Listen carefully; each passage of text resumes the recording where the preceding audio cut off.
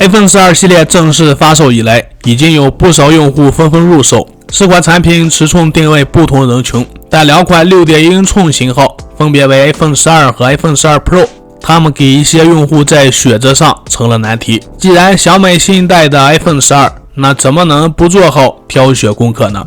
它们除了价格的差异，就是功能的不同。这2款手机区别具体在哪里？今天我们就来看一下。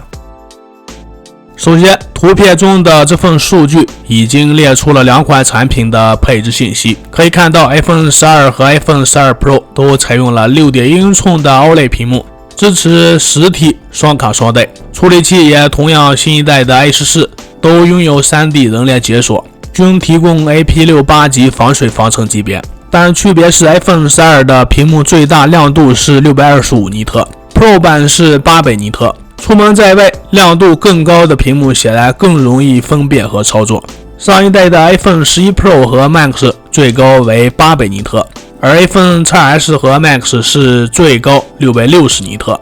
运行内存方面， iPhone 12是 4GB， iPhone 12 Pro 是 6GB。更大的运行内存可以容纳更多的软件在后台，也是衡量使用寿命、卡顿出现时间的一项重要参数。此前 iPhone XS 系列和 iPhone 11系列都是 4GB， iPhone X2 是 3GB。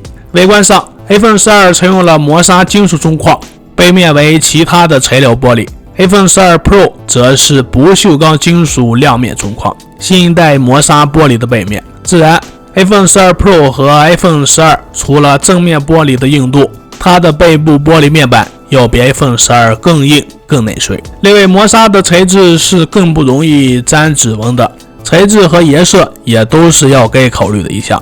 重量上 iPhone 12 Pro 更重，为187克， iPhone 12是162克，上一代 iPhone 11 Pro 是188克。这代 Pro 系列和上一代的 Pro 系列总体重量一样。再来到镜头方面，后置摄像头是2者差别最大的地方。iPhone 12采用了广角加超广角的双摄，在此之上 iPhone 12 Pro 增加了2倍长焦相机和激光雷达镜头。增加的激光雷达让手机在虚化和对焦表现更好。